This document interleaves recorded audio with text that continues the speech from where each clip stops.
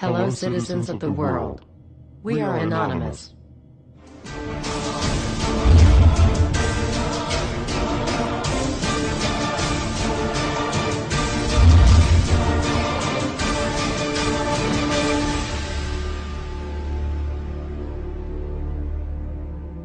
Dear brothers and sisters, now is the time to open your eyes.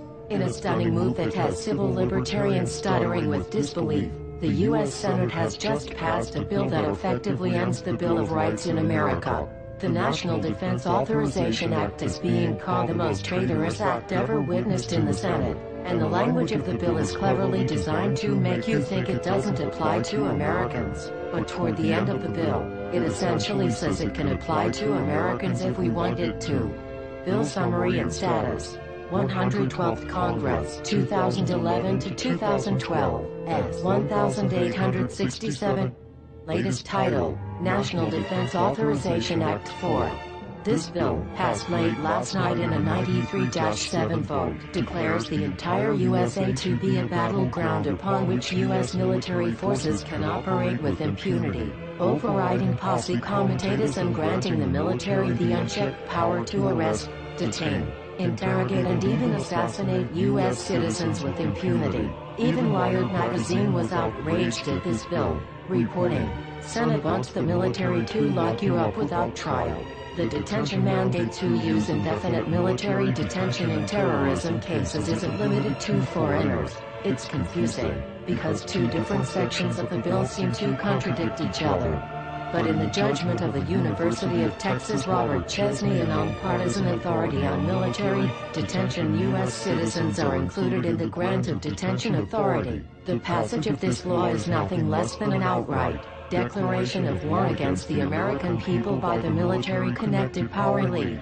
If this is signed into law, it will shred the remaining tenets of the Bill of Rights and unleash upon America a total military dictatorship, complete with secret arrests, secret prisons, unlawful interrogations, indefinite detainment without ever being charged with a crime, the torture of Americans and even the legitimate assassination of U.S. citizens right here on American soil. If you have not yet woken up to the reality of the police state we've been warning you about, I hope you realize we are fast running out of time. Once this becomes law, you have no rights whatsoever in America, no due process, no First Amendment speech rights, no right to remain silent, nothing.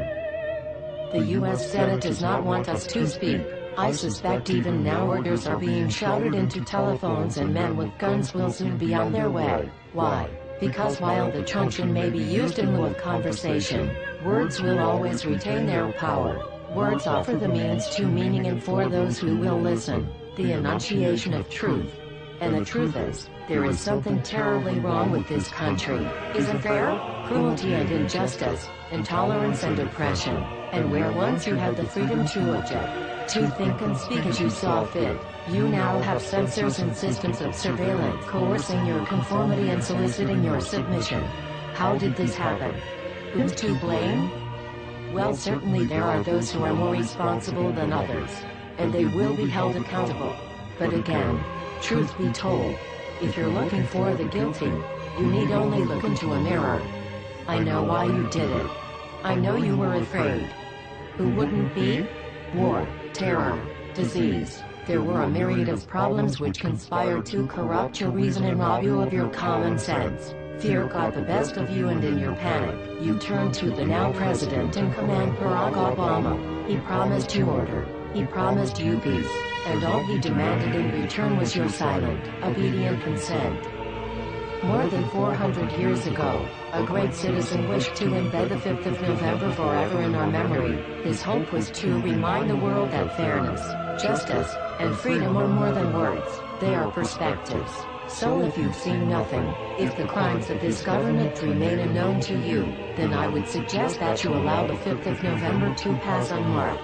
But if you see what I see, if you feel as I feel, and if you would seek as I seek, then I ask you to stand beside one another, 1 year from November 5th, 2011, outside the gates of every courthouse of every city demanding our rights. Together we stand against the injustice of our own government. We are anonymous. We are legion. United as one. divided by 0. We do not forgive censorship. We do not forget oppression. U.S. Senate. Expect us.